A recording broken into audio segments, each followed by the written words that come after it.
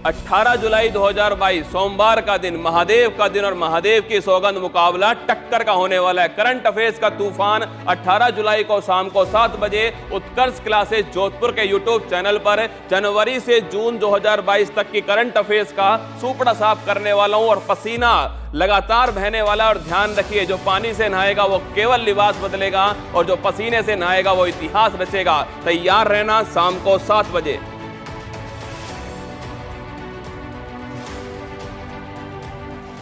18 जुलाई 2022 सोमवार का दिन, महादेव का दिन और महादेव की सौगंध मुकाबला टक्कर का होने वाला है। करंट अफेयर्स का तूफान 18 जुलाई को शाम को 7 बजे उत्कर्ष क्लासेस जोधपुर के यूट्यूब चैनल पर जनवरी से जून 2022 तक की करंट अफेयर्स का सूपड़ा साफ करने वाला हूं और पसीना लगातार बहने वाला। और ध्यान रखिए, जो पानी से नहाएगा वो केवल लिबास बदलेगा और जो पसीने से नहाएगा वो इतिहास रचेगा। तैयार रहना शाम को 7 बजे।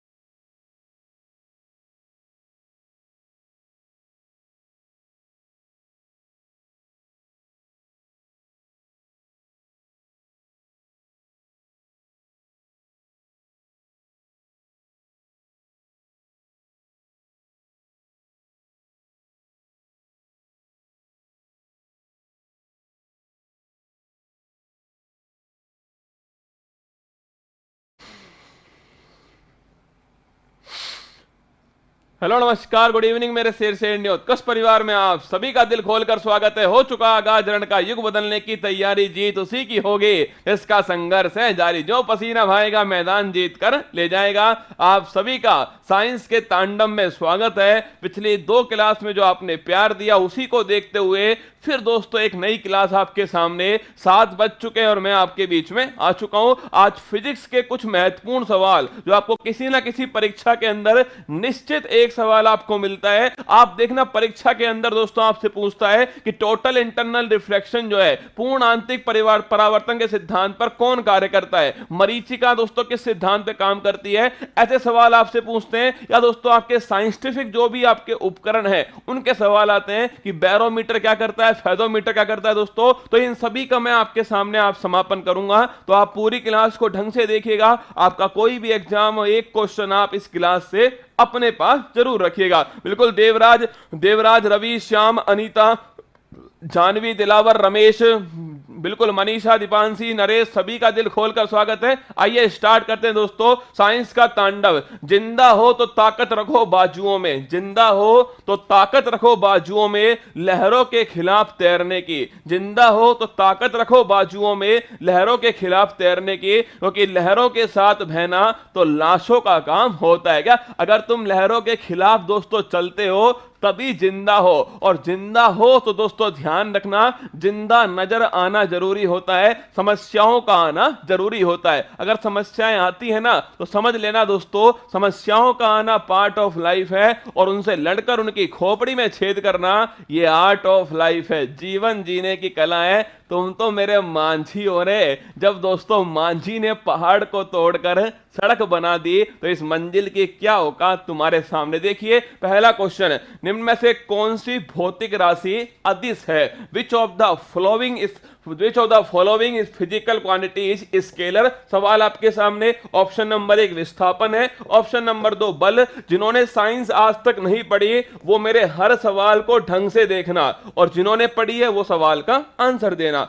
फिजिक्स दोस्तों मैंने पूछा आपसे कि कौन सी भौतिक राशि जो है वो अदिश है। देखिए विस्थापन है, डिस्प्लेसमेंट, बल, फोर्स, दूरी, डिस्टेंस, त्वरण या फिर एक्सेलरेशन। देखना अगर पूछे दो प्रकार की राशि हो सकती है, एक तो दोस्तों अदिश होती है और एक होती है सदिश। क्या होती है? सदिश होती है। अदिश का मतलब दोस्तों ध्यान रखिएगा स्केलर प्रोडक्ट, क्या स्केलर दोस्तों ध्यान रखना, और सदिश का मतलब लिखिए वेक्टर। क्या वेक्टर मतलब कि सदिश है जिसमें दिशा नहीं है। क्या इसमें दिशा नहीं है दोस्तों, कोई डायरेक्शन नहीं है, वो अदिश है। और जो दोस्तों दिशा के साथ में वो ध्यान रखिएगा वो दोस्तों आपके सदिश है। इसमें दिशा नहीं है वो ध्यान रखना क्या है, वो दोस्तों आपके ध्यान रखना अदिश है, और जिसमें दिशा है वो कहलाती है सदिश है। अब सोचो ये दोस्तों आपके मोबाइल, क्या ये मोबाइल है और मैंने दोस्तों इसके ऊपर बल लगाया तो बल किसी ना किसी दिशा में लगेगा। तो दोस्तों फोर्स कैसी है? फोर्स दोस्तों एक सदिश है, ध्यान रखिएगा। बल ध्यान रखिएगा एक दोस्तों आपके सदिश राशि है। अगर पूछे त्वरण दोस्तों, त्वरण का मतलब क्या होता है? वेग में परिवर्तन की दर जो है वो कहलाती है त्वरण। लिखिएगा वेग में परिवर्तन की जो दर होती है दोस्तों, स्पीड जो है ना उसमें जो परिवर्तन की जो दर होती है उसे कहते हैं एक्सेलरेशन, त्वरण। ये भी दोस्तों एक दिशा के अंदर लगता है। अगर पूछे आपसे विस्थापन और दूरी, दूरी दोस्तों किसी भी दिशा में हो सकती है। मैंने ऐसे ऐसे दोस्तों गोल गोल गोल गोल, आप दोस्तों गाना गा रहे हो गोल गोल लाडू गोल गोल लाडू, और मैं दोस्तों यहां पर चल रहा हूं तो मैं अपनी दूरी तय कर रहा हूं किसी भी दिशा में। दूरी की दोस्तों कोई दिशा नहीं है। क्या दूरी की ध्यान रखिएगा कोई दिशा नहीं होती है। तो ध्यान रखना सवाल पूछा है अदिश राशि कौन सी है, तो ध्यान रखिएगा ऑप्शन नंबर सी जो है ये दोस्तों डिस्टेंस जो है ये अदिश राशि है। विस्थापन क्या होता है अब समझना मेरी बात को। ये दो बिंदु हैं दोस्तों ए और बी, क्या ए और बी दोस्तों ध्यान रखिएगा ये दो पॉइंट है। ये तो मान लेते हैं ये आपका घर, क्या ये आपका घर दोस्तों, और ये सोना बाबू का घर, ठीक है। ये दो दोस्तों आपके क्या है? दो पॉइंट है। ये आपका घर हो गया, ये सोना बाबू का घर हो गया। आपने दोस्तों क्या किया?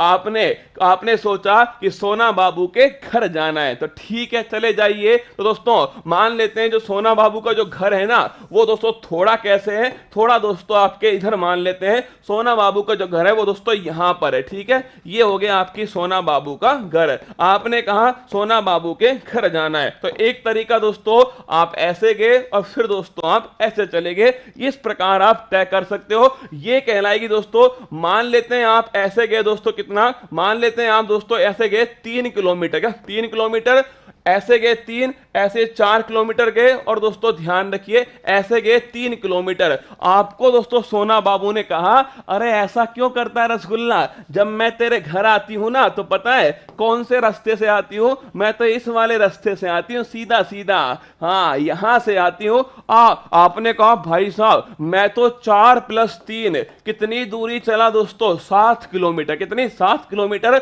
सोना बाबू कितनी चली? सोना बाबू दोस्तों ध्यान रखिए केवल 5 किलोमीटर। ये आपके पाइथागोरस की प्रमेय है, 4 का स्क्वायर + 3 का स्क्वायर दोस्तों ये होता है, ध्यान रखिएगा 25, मतलब ये 5 का स्क्वायर। तो कितनी दूरी चली है? 5 किलोमीटर। तो दोस्तों दूरी जो है, दूरी तो हो गई 7 किलोमीटर, ध्यान रखिएगा। लेकिन दोस्तों आपके अगर पूछे ये क्या है? ये है विस्थापन। क्या है? विस्थापन एक दिशा में। दूरी तो दोस्तों आपके कोई सी दिशा में हो सकती है, पर जो विस्थापन है ये दोस्तों एक ही दिशा में होगा, डिस्प्लेसमेंट। तो ध्यान रखना दूरी और विस्थापन में दोस्तों ये अंतर है, ठीक है।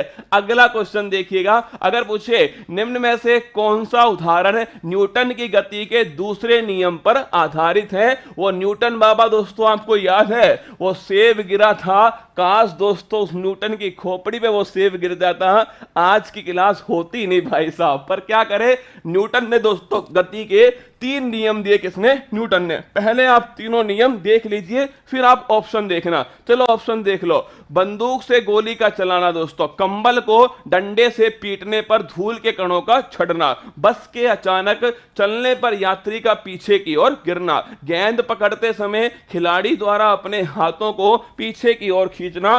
चारों ही दोस्तों ऑप्शन जो है एकदम लल्लन टॉप ऑप्शन। आपसे अलग अलग पूछेगा कि भाई बंदूक से गोली का चलना न्यूटन के किस सिद्धांत पर, किस नियम पर आधारित है। अब देखना न्यूटन के दोस्तों 3 नियम है, एक फर्स्ट नियम है, एक सेकंड हो गया और एक दोस्तों थर्ड हो गया। फर्स्ट जो नियम है ना, इसे कहते हैं लॉ ऑफ इनर्शिया, जड़त्व का नियम। किसका? जड़त्व का नियम है। इसका मतलब होता है दोस्तों, कोई वस्तु अगर स्थिर है तो वो स्थिर ही रहेगी, वो गतिशील नहीं होगी जब तक उसके ऊपर कोई फोर्स नहीं लगे। ये मोबाइल यहां पर है तो यहीं पर दोस्तों रहने वाला है जब तक इसके ऊपर मैं फोर्स ना लगाऊं और ये दोस्तों ऐसे गिर ना जाए। तो ध्यान रखिए, कोई वस्तु अगर स्थिर है तो वो स्थिर ही रहने वाली है जब तक उसके ऊपर कोई फोर्स नहीं लगेगा। ये न्यूटन का दोस्तों आपके पहला नियम। इसी नियम पर दोस्तों हमारा रसगुल्ला। अब देखना भाई साहब, ये दोस्तों गाड़ी है क्या? ये दोस्तों आपके बस है, बस चल रही है और दोस्तों यहां पर बस का ड्राइवर है, बस दोस्तों इस दिशा में जा रही है। यहां पर दोस्तों सीट पर सोना बाबू बैठी है। क्यों? सोना बाबू बैठी है और यहां दोस्तों मेरा रसगुल्ला जो है वो यहां पर दोस्तों खड़ा हुआ है। क्या? यहां पर खड़ा हुआ है मेरा रसगुल्ला। अब दोस्तों उसका ध्यान नहीं है किसकी तरफ, उसका ध्यान दोस्तों सोना बाबू की तरफ है। उसका ध्यान नहीं है किसकी तरफ है? इस गाड़ी की दोस्तों स्पीड पर ध्यान नहीं है। अब आगे दोस्तों एकदम से क्या आया? कोई ब्रेकर आया और इस बस वाले ने दोस्तों एकदम से क्या ठोक दी? एकदम से दोस्तों ध्यान रखिए, एकदम से ब्रेक लगा दी। किसने? इस बस वाले ने। इस रसगुल्ले को पता ही नहीं दोस्तों कि भाई बस रुक चुकी है। ये तो दोस्तों चल रहा है प्यार में। क्या? ये प्यार में दोस्तों लगातार चल रहा है, इसको पता ही नहीं कि बस रुक चुकी है। ये बस जैसे ही रुकी ये ऐसे चल रहा है। ये दोस्तों बस जा रही है, ये जा रहा है, एकदम बस रुकी, ये लगातार चल रहा है और भाई साहब शीशे के दोस्तों सीधा बाहर। क्या? ये रसगुल्ला सीधा दोस्तों शीशे के बाहर और दोस्तों एकदम उल्टा हो गया। इसे कहते हैं न्यूटन का दोस्तों गति का नियम। ध्यान रखिए, ये न्यूटन की पहली दोस्तों गति के पहले नियम पर, न्यूटन के पहले नियम पर आधारित है ये वाला दोस्तों एग्जाम्पल। अगर बस जो है बस दोस्तों एकदम रुकेगी तो ध्यान रखिए आगे की ओर दोस्तों गिरोगे और बस एकदम चलेगी तो पीछे की ओर गिरोगे। ये है दोस्तों न्यूटन का पहला नियम। अगला देखिएगा, सेकंड दोस्तों नियम क्या है? संवेग संरक्षण का सेकंड जो नियम, ध्यान रखिएगा। अगर मैं पूछूं आपसे फादर इक्वल टू जो मां है, ये सेकंड नियम है। अगर मैं पूछूं इसका एग्जांपल क्या है, देखना जब दोस्तों आपके बॉल आती है ना, जब दोस्त कैच करने के लिए, तो होता क्या है भाई साहब, उस कैच करने के लिए जो आपके खिलाड़ी होता है, अगर उसने सीधा ऐसे कैच लिया ना दोस्तों, उसके बहुत भयंकर वाड़ी लगने वाली है। वो बॉल के साथ में अपने हाथ को पीछे की तरफ लेता है। ये न्यूटन का सेकंड नियम है, ध्यान रखिएगा। अगर मैं पूछूं आपसे जो बॉल वाला एग्जांपल है वो दोस्तों इसके अंदर आता है। थर्ड नियम तो आप जानते हो दोस्तों कि एक्शन रिएक्शन फोर्स। क्या है? एक्शन रिएक्शन फोर्स, ये थर्ड नियम है। क्रिया प्रतिक्रिया, मतलब रॉकेट का दोस्तों आपके पीछे की ओर बल लगाना और रॉकेट का आगे की ओर बढ़ना, ये दोस्तों एक्शन रिएक्शन है। बंदूक का चलाना, पीछे की ओर दोस्तों आपके बंदूक का धक्का देना, ये भी ध्यान रखिए एक्शन रिएक्शन है। अब बताओ ऑप्शन, बंदूक से गोली का चलना किस नियम पर आधारित है दोस्तों? थर्ड नियम पर आधारित है, बंदूक से गोली का चलना। बंदूक से गोली चलाई, बंदूक ने हाथ को पीछे की ओर धक्का मारा। अगला, कंबल को डंडे से पीटने पर धूल के कणों का झड़ना। अब बताओ ये वाला कौन सा है? कंबल दोस्तों टंगा हुआ है, कंबल टंगा हुआ है, उसमें दोस्तों मैंने मारे डंडे। अब कंबल को तो पता है डंडे पड़े, पर दोस्तों जो धूल के कण हैं उन्हें नहीं पता। कंबल ने तो गति कर दी, धूल के कण दोस्तों वहीं पर रहे, तो धूल के कण दोस्तों नीचे गिर गए। तो ध्यान रखिए ये है पहला नियम। क्या? पहला नियम दोस्तों न्यूटन का, कंबल को डंडे से पीटने पर धूल के कणों का झड़ना। बस के अचानक चलने पर यात्री का पीछे की ओर गिरना, ये दोस्तों आपके ध्यान रखिएगा, ये भी न्यूटन का फर्स्ट नियम है। गेंद पकड़ते समय खिलाड़ी द्वारा अपने हाथों को पीछे की ओर खींचना, ये दोस्तों ध्यान रखिए न्यूटन का सेकंड नियम, ऑप्शन नंबर दोस्तों 2। ठीक है, अगला क्वेश्चन देखिए, निम्न में से कौन से उदाहरण अपकेंद्रीय बल से संबंधित है? ये क्वेश्चन भी बहुत बार एग्जाम में पूछा गया कि भाई साहब कौन सा जो एग्जाम्पल है वो सेंट्रीफ्यूगल फोर्स से संबंधित है, अपकेंद्रीय बल से संबंधित है। वाहन का वक्रीय पथ में घूमना, वाहन का दोस्तों गोल गोल घूमना, वॉशिंग मशीन का कार्य करना, दूध से मक्खन बनाने वाली मशीन, बी और सी ऑप्शन दोनों। ध्यान रखिएगा दोस्तों दो प्रकार के बल हैं, एक तो होता है अभिकेंद्रीय बल सेंट्रीपिटल फोर्स, अभिकेंद्रीय बल, एक होता है दोस्तों अपकेंद्रीय बल, कौन सा? Centrifugal force. केंद्र की ओर जो बल लगेगा दोस्तों ध्यान रखिएगा वो कहलाएगा अभिकेंद्रीय बल, और केंद्र से दूर की ओर जो बल लगेगा दोस्तों वो कहलाएगा आपके अपकेंद्रीय बल। ध्यान रखिए, केंद्र की ओर दोस्तों अभिकेंद्रीय बल और केंद्र से बाहर की ओर दोस्तों अपकेंद्रीय बल। अब सुनना, मेरे से पूछे आपसे अभिकेंद्रीय जो बल है, अगर पूछा जाए आपसे अभिकेंद्रीय जो बल है इसका एग्जांपल, अरे गाड़ी दोस्तों आपने देखी है, जब गाड़ी दोस्तों सर्किल पे घूमती है ना तो जो ड्राइवर होता है वो थोड़ा दोस्तों नीचे की ओर झुकता है, वही दोस्तों अभिकेंद्रीय बल है। ध्यान रखिएगा, अगर मैं पूछूं आपसे गाड़ी का दोस्तों आपके सर्कल में घूमना या वक्रीय दोस्तों आपके पथ पर जो है मुड़ना, वो ध्यान रखना अभिकेंद्रीय बल है। अगर पूछे ग्रह का दोस्तों चक्कर लगाना, ये भी ध्यान रखिएगा, ये भी किसके अंदर आता है, अभिकेंद्रीय बल में। अपकेंद्रीय में कौन सा आता है, वॉशिंग मशीन को दोस्तों गौर से देखिए, कभी वॉशिंग मशीन में देखना कपड़े दोस्तों कैसे धुलते हैं, जो वॉशिंग मशीन है वो कपड़ों को दोस्तों आपके किधर की ओर मारती है,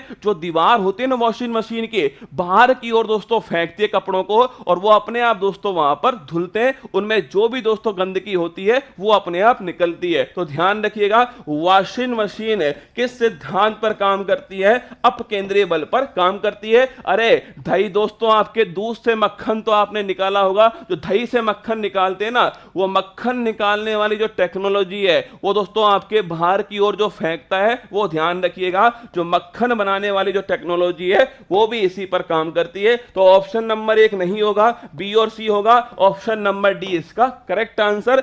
इंपॉर्टेंट क्वेश्चन है, ध्यान रखिएगा कि कौन सा दोस्तों उदाहरण अपकेंद्रीय बल का एग्जाम्पल है। अगला सूची 1 और सूची 2, आप बताओ कमेंट बॉक्स में, ये सवाल भाई साहब करोड़ों बार दोस्तों परीक्षा में पूछा गया सवाल है, कितनी बार आ चुका है कि भाई कौन सी युक्ति जो है वो किसको किस में चेंज करती है। देखिए लाउड स्पीकर दोस्तों, लाउड स्पीकर जो है आपसे पूछा है किस ऊर्जा को किस एनर्जी में कन्वर्ट करेगा, विद्युत बल्ब किसको करेगा, जनरेटर दोस्तों किसको करेगा, माइक्रोफोन जो है किसको करेगा। 4 ऑप्शन आपके सामने। देखिए अब सोचना है, अगर मैं पूछूं लाउड स्पीकर किसको किस में करता है, लाउड स्पीकर दोस्तों देखें आपने, सोचिए, मैंने बोला मंजिल ने हौसलों से कहा तेरे बस की बात नहीं, हौसलों ने मंजिल की आंखों में आंखें डाल के बोला चल झुट्टी तेरी इतने औकात नहीं। अब दोस्तों सोचिएगा लाउड स्पीकर क्या होता है, रसगुल्ला, जो आपके कान में जो सुन रहा है ना दोस्तों,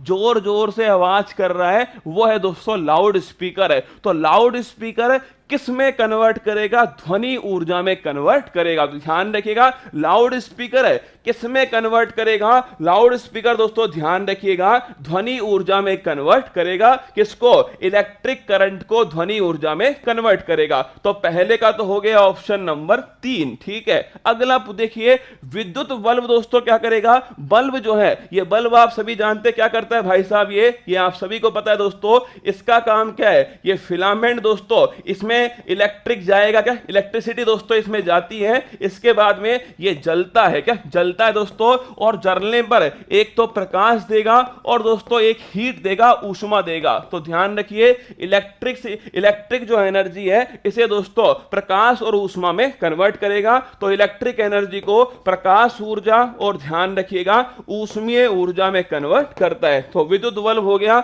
ऑप्शन नंबर 2। जनरेटर, आपने देखा दोस्तों घर पर लाइट चली गई, आपने दोस्तों जनरेटर का पहिया घुमाया, उसमें दोस्तों तेल डाला और जनरेटर से क्या आ गई, लाइट आ गई। तो जनरेटर कौन सी एनर्जी में कन्वर्ट करता है दोस्तों, इलेक्ट्रिक एनर्जी में कन्वर्ट करता है। ध्यान रखिए जनरेटर कौन सी एनर्जी में कन्वर्ट करेगा, इलेक्ट्रिक एनर्जी में कन्वर्ट करेगा। किसको, मैकेनिकल एनर्जी को इलेक्ट्रिक में। ध्यान रखिएगा ऑप्शन नंबर 4 जनरेटर का। और माइक्रोफोन दोस्तों लाउड स्पीकर का उल्टा होता है माइक्रोफोन, ये ध्यान रखिएगा। ये हो गया ऑप्शन नंबर 1। तो 3 2 4 1 इसका दोस्तों करेक्ट आंसर है, 3 2 4 1 ऑप्शन नंबर सी जो है ये इसका दोस्तों करेक्ट आंसर। फिर देखिए मेरी बात को, लाउड स्पीकर क्या करता है दोस्तों, लाउड स्पीकर जो है वो विद्युत ऊर्जा को ध्यान रखिए ध्वनि ऊर्जा में दोस्तों कन्वर्ट करता है। आपने देख लिया बल्ब क्या करेगा दोस्तों, इलेक्ट्रिसिटी को लेगा और प्रकाश और ऊष्मा में कन्वर्ट कर देगा। ध्यान रखिएगा। अगर पूछे जनरेटर क्या करता है दोस्तों, ये ध्यान रखिएगा जनरेटर जो है वो दोस्तों यांत्रिक ऊर्जा को, मैकेनिकल को ध्यान रखना, मैकेनिकल मैकेनिकल को दोस्तों इलेक्ट्रिक में कन्वर्ट करता है। और माइक्रोफोन जो है लाउड स्पीकर का दोस्तों उल्टा हो गया। तो इसका आंसर हो गया ऑप्शन नंबर 3 इसका करेक्ट आंसर। लिख लेना, ये जो आपको जितने भी क्वेश्चन आज करवा रहा हूं ना, एक पेज पे अलग से लिख रहा हूं, एक कोई ना कोई सवाल आपकी परीक्षा में छपेगा, कोई ना कोई सवाल जो है आज की क्लास से परीक्षा में छपने वाला है। ढूंढ ढूंढ कर दोस्तों आपके सामने इन सवालों को लेकर के आया हूं। अगला देखिएगा, नेक्स्ट क्वेश्चन आपके सामने ये रहा, असत्य को पहचानिए। इसका देखिए question, option number 1 identify the false statement को आपको पहचानना है, गलत को आपको पहचानना है। एक अश्व शक्ति में 746 वाट होते हैं, पहला ऑप्शन, ठीक है। अगला, जूल कार्य का मात्रक है क्या? जूल, अरे ये माइक्रोफोन रसगुल्ला ये लगा हुआ है, जो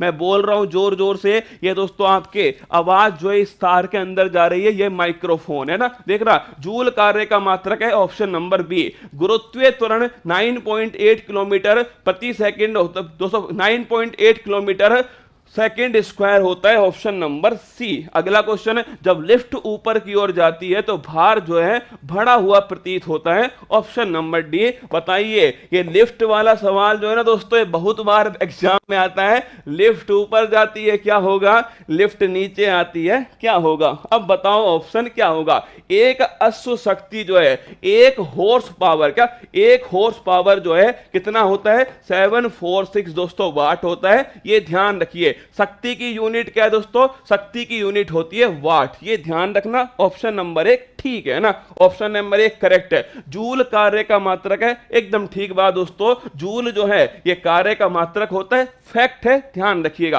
अगला, गुरुत्वीय त्वरण जो है ये 9.8 किलोमीटर पर सेकंड स्क्वायर होता है। अरे मेरे बुझे हुए चूनो, जैसे मैंने लिफ्ट की बात की ना, कई रसगुल्लों ने दोस्तों अपने आप आंसर चेंज कर दिया, ऑप्शन नंबर डी। गुरुजी तभी आप बात कर रहे हो लिफ्ट की, इसी में गड़बड़ होगी पक्का। अरे राम फलो, ये ऑप्शन नंबर सी गलत है। आप कहोगे क्यों गलत है? अरे दोबारा देखो, गुरुत्वीय जो त्वरण होता है ना जी, इसका मान होता है 9.8 मीटर पर सेकेंड स्क्वायर। क्या होता है? 9.8 मीटर पर सेकेंड स्क्वायर। और यहां पर क्या लिख रहा है, किलोमीटर पर सेकेंड स्क्वायर। बांके बिहारी लाल की जय। लिखिए, ये करेक्ट आंसर है। जो गुरुत्वीय त्वरण, किसी भी चीज को मैंने ऊपर फेंका, और ये दोस्तों ऊपर फेंकने के बाद में जिस हिसाब से दोस्तों नीचे आती है, क्या जिस हिसाब से नीचे आती है ना, ये कहलाता दोस्तों आपके गुरुत्वीय त्वरण। ये ध्यान रखना, ये 9.8 मीटर पर सेकेंड स्क्वायर से दोस्तों नीचे आती है। तो ऑप्शन नंबर सी जो है ये गलत हो गया, ध्यान रखना। करेक्ट आंसर होगा 9.8 मीटर पर सेकेंड स्क्वायर। इसे 10 मीटर पर सेकेंड स्क्वायर भी लिख देते हैं, ध्यान रखिए, 10 भी दोस्तों इसको लिख देते हैं। अगला, जब लिफ्ट ऊपर की ओर जाएगी तो दोस्तों क्या होगा, जब लिफ्ट जो है ये लिफ्ट ऊपर की ओर जाएगी तो दोस्तों वेट जो है, अरे मुझे एक बात बताओ, जब लिफ्ट ऊपर की ओर जाएगी तो यही वाला साइन बनेगा ना। ये वाला साइन किसमें बनता है रसगुल्ला? अरे बढ़ने में ही तो बनता है। क्या का दिमाग लगा रहे हो उसमें? जब लिफ्ट ऊपर जाएगी तो दोस्तों ध्यान रखना, साइन ऐसे बनेगा, ये बढ़ने का साइन है। और जब दोस्तों लिफ्ट नीचे आएगी तो ऐसे साइन बनेगा, ये घटने का साइन है। इसमें दोस्तों कौन सा रॉकेट साइंस है रसगुल्ला? एकदम आसान क्वेश्चन है। अरे हमें क्या करना कि कैसे घटता है कैसे बढ़ता है, हमें दोस्तों थोड़ी पूछने वाला है। हमसे ये पूछेगा कि जब लिफ्ट ऊपर जाएगी तो क्या होगा। जब लिफ्ट ऊपर जाएगी तो दोस्तों ऐसा होगा, जब लिफ्ट नीचे आएगी तो ऐसा होगा। इसमें कौन सी रॉकेट साइंस है? ऑप्शन नंबर सी इसका करेक्ट हो गया। ये इसमें चारों में दोस्तों गलत है। आगे देखिए, निम्न में से किस वैज्ञानिक उपकरण का उपयोग समुद्र की गहराई नापने में होता है? देखना, किस वैज्ञानिक उपकरण का उपयोग किसकी, समुद्र की जो डेप्थ है ना उसे नापने में होता है। देखना, option number 1 hygrometer, option number B pyrometer, option number C barometer, option number D fathometer, option number E altimeter, option number F sphygmometer. भाई साहब इतने ऑप्शन तो पहली बार ही दोस्तों किसी परीक्षा में आए हैं और वो है फूल पत्ती वाली क्लास में, वरना 5 ऑप्शन आते हैं दोस्तों बिहार में। बिहार भाई साहब देख लो, हमने 6 ऑप्शन टिका दिए यहां पर। देखो ऑप्शन नंबर 1 हाइग्रोमीटर जो है, अगर पूछा जाए आपसे ये किसको नापता है, ध्यान रखना ये दोस्तों आपके आर्द्रता जो है, हाइग्रो दोस्तों ध्यान रखिएगा, ह्यूमिडिटी जो है ना इसे नापने का काम करता है हाइग्रोमीटर, जिसे दोस्तों हम क्या बोलते हैं, नमी भी कह सकते हैं ना। जो आर्द्रता होती है इसको नापने का काम किसका, हाइग्रोमीटर का। पायरोमीटर दोस्तों ध्यान रखिएगा, दूरी पर स्थित किसी वस्तु का तापमान, दूरी पर स्थित कोई वस्तु है दोस्तों, इस वस्तु का तापमान अगर नापना है तो ध्यान रखना पायरोमीटर। खगोलीय पिंड जो है ना दोस्तों, जो दूरी पर स्थित पिंड है उनका तापमान अगर नापना हो तो पायरोमीटर। वैसे तापमान के लिए दोस्तों थर्मामीटर होता है, पर कोई चीज अगर दूरी पर है तो उसके लिए पायरोमीटर का उपयोग करते हैं। ध्यान रखिए बैरोमीटर है, इसका माप दोस्तों दाब को नापने में किसका उपयोग होता है, बैरोमीटर को, प्रेशर को मापने में। फैदोमीटर, अरे जब गहराई में जाते हैं दोस्तों, गहराई में ध्यान रखना फैदम, ये नाम आपने खूब सुना होगा। गहराई के लिए दोस्तों इकाई कौन सी आती है, फैदम। क्या गहराई के लिए आती है, फैदम है, तो फैदम से बन गया फैदोमीटर। क्या फैदोमीटर जो है दोस्तों ध्यान रखना ये गहराई के लिए होता है, फैदोमीटर। समुद्र की जो गहराई है इसके लिए फैदोमीटर। तो अल्टीमीटर किसके लिए दोस्तों, ऊंचाई के लिए। तो ध्यान रखिए अल्टीमीटर जो है ये किसके लिए होता है, ये ऊंचाई के लिए होता है अल्टीमीटर। और स्फिग्नोमीटर दोस्तों ध्यान रखिएगा, जो आपकी हार्ट बीट है, जो आपके दोस्तों धड़कन है, इसे नापने के लिए किसका उपयोग होता है, ये ध्यान रखिएगा स्फिग्नोमीटर का उपयोग होता है। फिर सुनना, हाइग्रोमीटर आर्द्रता के लिए, पायरोमीटर दोस्तों दूरी पर स्थित वस्तु के तापमान के लिए, बैरोमीटर ध्यान रखिएगा ये दोस्तों दाब के लिए, फैदोमीटर नोट कीजिए गहराई के लिए दोस्तों, अगर पूछे समुद्र की गहराई के लिए फैदोमीटर, और अल्टीमीटर दोस्तों ऊंचाई के लिए, और स्फिग्नोमीटर जो है आपके ये हार्ट, आपके ब्लड प्रेशर के लिए, किसके लिए, धड़कन नहीं, लिखो रक्तदाब, किसके लिए, ब्लड प्रेशर के लिए, रक्तदाब को नापने के लिए स्फिग्नोमीटर। तो ऑप्शन नंबर डी इसका करेक्ट आंसर है, फैदोमीटर इसका सही आंसर। एक अल्फा किरण, 1 नंबर का थोड़ा अच्छा क्वेश्चन, क्या फिजिक्स का दोस्तों थोड़ा बढ़िया लेवल का क्वेश्चन है।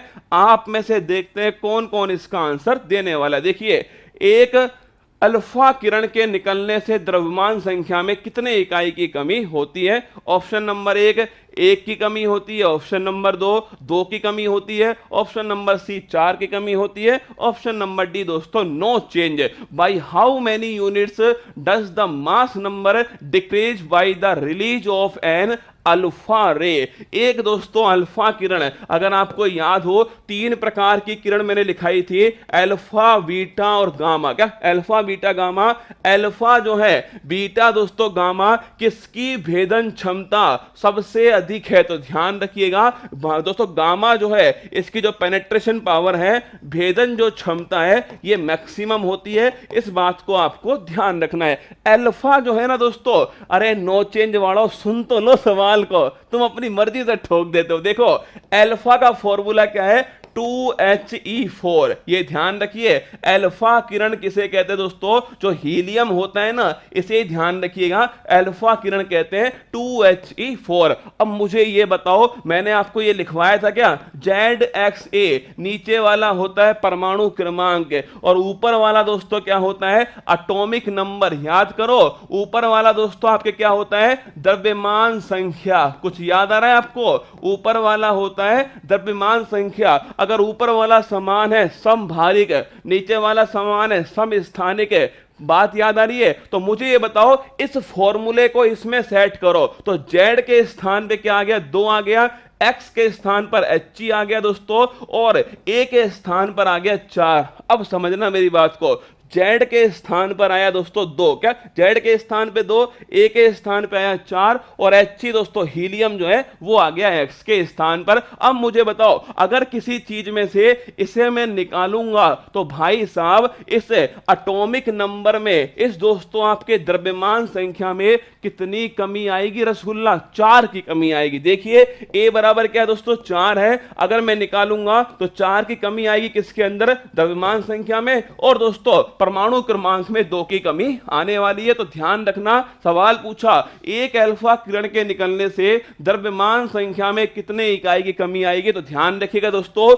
1 की नहीं आएगी, 2 की किस में आएगी, परमाणु जो आपके क्रमांक है ना उसमें दोस्तों ध्यान रखिए 2 की आएगी। 4 की कमी किस में आएगी, ये ध्यान रखिएगा, 4 की कमी दोस्तों 2He4 के निकलने से परमाणु दोस्तों आपके जो भार है या जो मास नंबर है इसमें दोस्तों 4 की कमी आने वाली है। मुझे उम्मीद है कि आपको समझ में आ चुका होगा कि ZXA2He4। अब एक लाइन है ना नीचे लिख लो मेरे साथ में, अगर कहूं मैं आपसे गामा किरण के निकलने से, क्या गामा जो किरण है, गामा किरण के निकलने से नो चेंज लिखना, गामा किरण के निकलने से नो चेंज, बस इस लाइन को और ध्यान रखिएगा। अगर पूछ ले आपसे गामा किरण के निकलने से क्या परिवर्तन होता है, कोई भी दोस्तों परिवर्तन नहीं होता, किसके, गामा किरण के निकलने से। तो अल्फा के निकलने से ऊपर वाले में 4 की कमी और नीचे वाले में दोस्तों 2 की कमी। और अगर आपसे पूछे गामा किरण के निकलने से नो चेंज, गामा किरण के निकलने से। अगला, किस तापमान पर सेल्सियस और फ़ारेनहाइट का मान बराबर होता है। मैं जानता हूं कि आपको इस क्वेश्चन का आंसर आता होगा, भली बात ही आता है कि at what temperature are the values of Celsius and Fahrenheit equals. पर दोस्तों ध्यान रखना, मैं आपको एक फॉर्मूला लिखवा रहा हूं, कभी भविष्य में और भी सवाल इसके ऊपर बन सकते हैं। चलो देखिए, C/100, क्या C/100 बराबर F-32/180। इस फॉर्मूले को आप ध्यान रखिएगा, C/100 बराबर F-32/180। अगर आपसे पूछ ले कि भाई C/C का मान क्या दोस्तों, C लिखना सेल्सियस, क्या C किसको रिप्रेजेंट करता है, सेल्सियस को दोस्तों रिप्रेजेंट करता है C, ध्यान रखिएगा, सेल्सियस को रिप्रेजेंट करता है C। और F किसको करता है, फ़ारेनहाइट को दोस्तों, फ़ारेनहाइट को रिप्रेजेंट करता है, ध्यान रखना F। मैंने सवाल पूछा आपसे कि भाई साहब कौन सा ऐसा तापमान है जिस पर सेल्सियस और फ़ारेनहाइट जो है बराबर हो जाएंगे। आइए दोस्तों, सेल्सियस और फ़ारेनहाइट को बराबर मान लो आप, तो C और F जो है बराबर हो चुके हैं और मान लेते हैं दोस्तों इनका मान है X, क्या मान लेते हैं इनका नाम है X है। तो X/100 बराबर दोस्तों F की जगह क्या लिखूं, X - 32/180। अब देख लेते हैं X की वैल्यू क्या आएगी। नीचे से दोस्तों ध्यान रखना, 1 0 से 1 0 कट गई, 2 5 10 2 9 18। तो X/5 बराबर दोस्तों X - 32/9। इसको दोस्तों आपके मल्टीप्लाई कर लीजिए, 9X बराबर 5X - 5 गुना 32 हो गया दोस्तों 160 है। इस 5X को ध्यान रखिए इधर ले आइए, 9X - 5X बराबर -160 है। तो दोस्तों 4X बराबर आ गया -160 और X बराबर आ गया दोस्तों -160/4 बराबर -40 है। तो किस तापमान पर बराबर होगा, तो ध्यान रखिए नोट 40 इस दोस्तों -40। क्या अगर आपसे पूछ ले किस तापमान पर दोनों सेल्सियस और फ़ारेनहाइट जो है बराबर होंगे, तो ध्यान रखिएगा -40 पर दोस्तों बराबर होने वाले हैं। अगर पूछे -273 क्या है दोस्तों, ये लिखना परम ताप, क्या याद आने गया। अगर पूछे आपसे एब्सोल्यूट टेंपरेचर कौन सा है, -273 जो है ये दोस्तों आपके परम ताप है। अब एक सवाल आप कर दो फिर आगे बढ़ते हैं। मान लेते हैं दोस्तों सेल्सियस जो है, क्या सेल्सियस कितना है, मान लेते हैं 30 दोस्तों आपके, मान लेते हैं 0 जो है सेल्सियस का मान है 0 डिग्री, ठीक है, सेल्सियस का मान 0 डिग्री है। आप बताओ फ़ारेनहाइट का मान दोस्तों कितना होने वाला है। छापिए, सेल्सियस का मान 0 डिग्री है तो आपको बताना है फ़ारेनहाइट का मान कितना होगा। ये इसका फॉर्मूला है, C/100 बराबर F - 32/180। ये इसका फॉर्मूला, जल्दी से गोली की तरह छापिए, सेल्सियस अगर 0 डिग्री है तो फ़ारेनहाइट जो है ये कितना होगा, कमेंट बॉक्स में आपको छापना है। ये आपके लिए सवाल। अगला क्वेश्चन, रेगिस्तान में मरीचिका और प्रकाशीय तंतु किसके उदाहरण हैं। भाई साहब फिजिक्स ले, मैथ ले, साइंस ले दोस्तों, हिस्ट्री, ज्योग्राफी, इकोनॉमिक्स, पॉलिटी और करंट अफेयर्स, भाई सब कुछ है ना। अब दोस्तों अब भाई साहब मजा आएगा। एक दोस्तों एक सब्जेक्ट और रह गया है जो अपनी समझ के थोड़ी बाहर है ना, और वो है दोस्तों कौन सा, वो है अभी इंग्लिश है। उसके लिए दोस्तों दीपांशी है, बांके बिहारी लाल की जय। देखना, रेगिस्तान में मरीचिका तथा प्रकाशीय तंतु किसके उदाहरण है? सवाल मैंने पूछा आपसे, पहले पिछला सवाल करते हैं। C बराबर 0 तो रख दो 0/100 बराबर F माइनस 32/180। क्या 180 हो गया? अगर पूछूं आपसे ये क्या होगा दोस्तों, 180 को मल्टीप्लाई करा 0 हो गया, 0 बराबर 100F माइनस दोस्तों आपके 32/100, तो ये क्या होगा 100 से 100 तो अपने आप ही कटने वाला दोस्तों, F बराबर आएगा आपके 32। क्या F बराबर आएगा 32? ये भी थोड़ा बहुत आप ध्यान रखिए, ठीक है। अगला क्वेश्चन, रेगिस्तान में मरीचिका, इसका सवाल आप देखना परीक्षा में आपको कहीं ना कहीं मिल ही जाएगा कि रेगिस्तान में जो मरीचिका होती है दोस्तों और जो प्रकाशीय तंतु होता है ये किसके दोस्तों, ध्यान रखना। अगर पूछे किसके एग्जाम्पल है, देखिए ये दोनों दोस्तों ध्यान रखिए, टोटल इंटरनल रिफ्लेक्शन TIR लिखिए, टोटल इंटरनल रिफ्लेक्शन, इसके एग्जाम्पल कौन कौन से हैं? हीरे का चमकना। क्या हीरे का चमकना इसका एग्जाम्पल दोस्तों। अगला, रेगिस्तान में मरीचिका, आप पूछोगे गुरुजी मरीचिका क्या होता है? दोस्तों पानी का जो एहसास, गर्मी में आप देखना सड़क पर दोस्तों जा रहे हो, एकदम सुनसान सड़क है और बड़ा हाईवे, आपको थोड़ी दूर बाद दोस्तों ऐसा लगेगा कि भाई साहब पानी है कहां, सड़क के ऊपर। एक्चुअली में पानी होता नहीं है, उसका दोस्तों आभास होता है। प्यार होता नहीं दोस्तों, प्यार हो जाता है, ऐसे ध्यान रखिएगा। पानी का दोस्तों, रेगिस्तान में पानी का आभास, क्या पानी का जो आभास होता है ये मरीचिका होती है और किसके कारण होती है? पूर्ण आंतरिक परावर्तन, टोटल इंटरनल रिफ्लेक्शन के कारण होती है। एक लिखिएगा दोस्तों, प्रकाशीय तंतु, ऑप्टिकल जो फाइबर है, प्रकाशीय जो तंतु है ऑप्टिकल फाइबर दोस्तों, ये भी इसी सिद्धांत पर काम करता है। इन तीनों का आप सभी को ध्यान रखना है। पूर्ण आंतरिक परावर्तन के उदाहरण हीरे का चमकना, मरीचिका दोस्तों और प्रकाशीय तंतु ऑप्टिकल फाइबर। अगर पूछे अपवर्तन का उदाहरण क्या है? अरे आपने बचपन में दोस्तों अपनी किताब में एक डायग्राम देखा होगा, पेंसिल जिसमें मुड़ी हुई है, कमेंट बॉक्स में छापो ये वाला किस किस ने देखा है? पेंसिल का दोस्तों मुड़ा हुआ होना। क्या पेंसिल का मुड़ा होना दोस्तों, सिक्के का ऊपर उठा हुआ दिखाई देना। क्या सिक्के का ऊपर उठा हुआ, सिक्के का ऊपर उठा हुआ दिखाई देना, ये सब किसके एग्जाम्पल है दोस्तों? ये अपवर्तन या रिफ्रैक्शन के उदाहरण है। अगला दोस्तों, बरसात की बूंद का गोल होना, ये किसका एग्जाम्पल है? तो ध्यान रखना बरसात का मौसम चल रहा है, एग्जाम्पल भी दोस्तों बरसात का, इसे कहते हैं मौसम के साथ में बहना। तो बरसात की बूंद का गोल होना लिखना। पृष्ठ तनाव का एग्जाम्पल है सरफेस टेंशन, इंग्लिश में लिखिएगा सरफेस टेंशन का एग्जाम्पल क्या है? ये दोस्तों बरसात की बूंद का गोल होना। ऑप्शन नंबर 4, गरम सूप का स्वादिष्ट होना, ये आया ऑप्शन दोस्तों। गरम जो सूप है इसका स्वादिष्ट होना, ये किसका एग्जाम्पल है? तुम तो ये बताओ मुझे, गरम सूप का स्वादिष्ट होना किसका एग्जाम्पल है? क्वेश्चन का आंसर तो हो गया ऑप्शन नंबर 1, पूर्ण आंतरिक परावर्तन जो है, टोटल इंटरनल जो रिफ्लेक्शन है, इसका एग्जाम्पल क्या है? रेगिस्तान में मरीचिका, प्रकाशीय तंतु, हीरे का चमकना, सब इसका एग्जाम्पल। अपवर्तन का एग्जाम्पल कौन सा दोस्तों? पेंसिल का मुड़ा होना, सिक्के का ऊपर उठा हुआ दिखाई देना, अपवर्तन है। अगर पूछे बरसात की बूंद दोस्तों ध्यान रखिएगा, पृष्ठ तनाव सरफेस टेंशन जो है, बरसात की बूंद का गोल होना। ये देखना गरम सूप का स्वादिष्ट होना। अब देखना दोस्तों, ये है हमारी जीभ, ये रसगुल्ला, ये हो गया अपना रसगुल्ला, समझना मेरी बात को, ये कभी कभी पेपर में पूछ लेता है। ये हो गया दोस्तों अपना रसगुल्ला। इसके बाल क्या है? इसके बाल दोस्तों खड़े हैं, ये इसके छोटे छोटे कान हैं, यहां पर दोस्तों इसका क्या है? ये इसकी जीभ, क्या ये इसकी जीभ दोस्तों।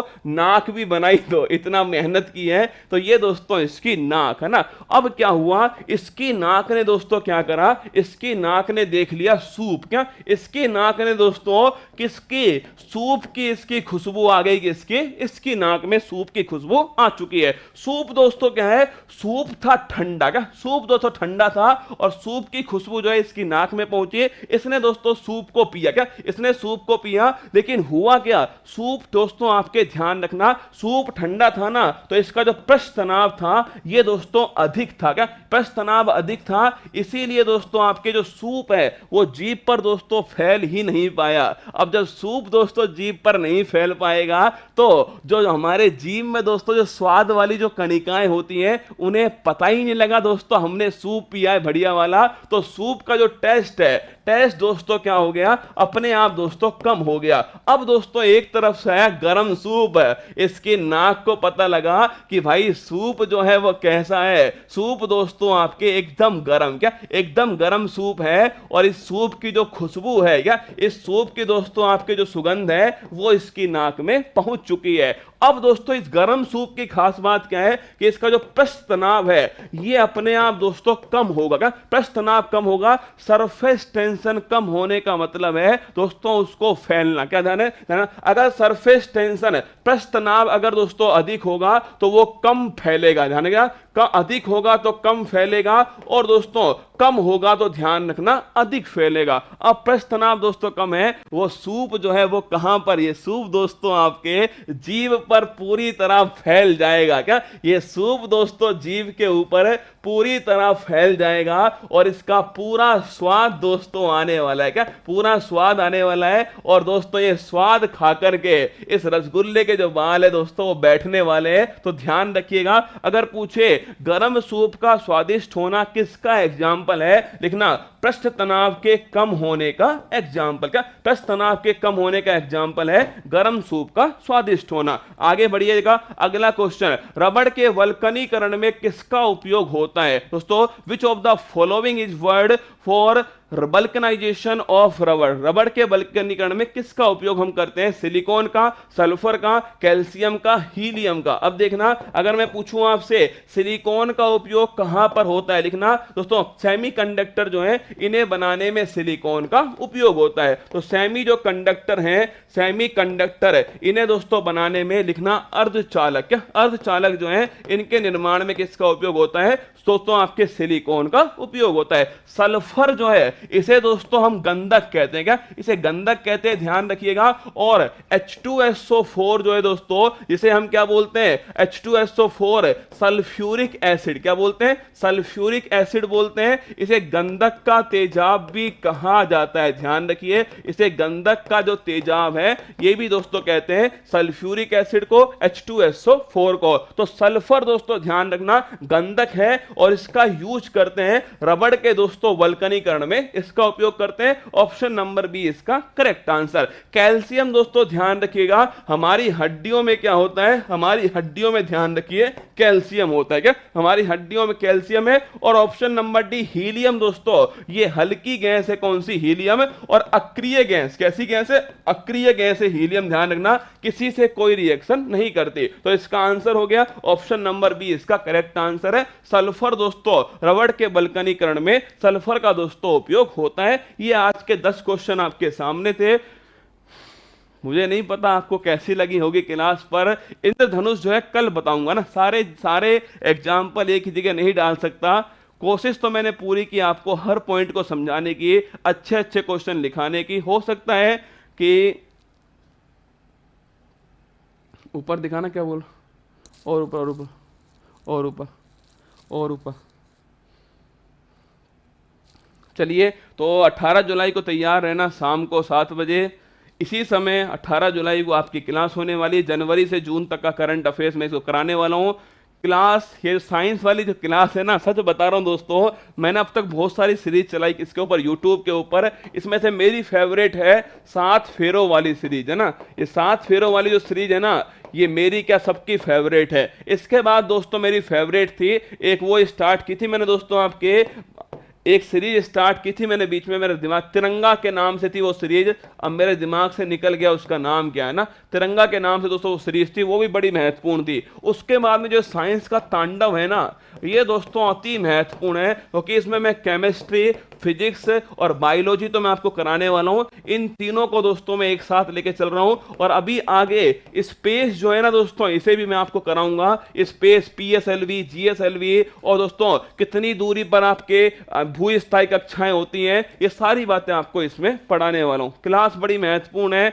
और सबसे बड़ी बात दोस्तों, मैं पूरी कोशिश करता हूं आपको कि अच्छे सवाल जो है उन्हें आपको याद करा सकूं, कि भाई पेपर में आए तो आप क्या करके आइएगा ना। मुद्दा वो है कि पेपर में आया, हम सवाल ठीक करके आए, तो दोस्तों हम यहाँ चक दे इंडिया, एकदम करेक्ट आंसर। हाँ, अरे सीरीज का नाम भी याद है आपको, चक दे इंडिया जो सीरीज थी ना, ये दोनों सीरीज दोस्तों मेरी फेवरेट थी, 7 फेरों वाली सीरीज और चक दे इंडिया। ये साइंस का तांडव तीसरे नंबर पर आ चुकी है इस सीरीज के अंदर। 18 जुलाई को आपका इंतजार करूंगा, ध्यान रखिएगा, खुश रहिएगा। 18 जुलाई शाम को 7 बजे। और दोस्तों आपकी जो सुबह वाली क्लास है वो चौथे नंबर पर ट्रेंडिंग चल रही है, इसके लिए आप सभी को लख लख बधाइयाँ कि फूल पत्ती वाली क्लास नंबर 4 पर ट्रेंडिंग है। दोस्तों ऑल दी बेस्ट, ध्यान रखिए अपना। फिर मिलूंगा सुबह 6 बजे इसी मंच पर, यहीं आपके बीच में पूरी मेहनत के साथ में। 18 जुलाई को तैयार रहिएगा, शाम को 7 बजे। मैंने जितना पसीना आपके लिए बहाया है ना, अगर आपको लगे कि उस पसीने का कर्ज हमें उतारना हो तो 18 जुलाई को मिलूंगा आपको शाम को 7 बजे। मेरा बर्थडे भी आप मुझे उसी क्लास में करना, और मुझे उम्मीद है कि आप सभी यूट्यूब पर एक बार फिर तूफान लेकर आओगे। All the best. कल सुबह 6 बजे यहीं पर इसी मंच पर तैयार रहना। जय हिंद। मुश्किल नहीं कुछ भी इस दुनिया में, तू जरा कोशिश तो कर, ख्वाब बदलेंगे हकीकत में, तू जरा हिम्मत तो कर। अपने सपनों को उड़ान देने के लिए आज ही सब्सक्राइब कीजिए उत्कर्ष चैनल को।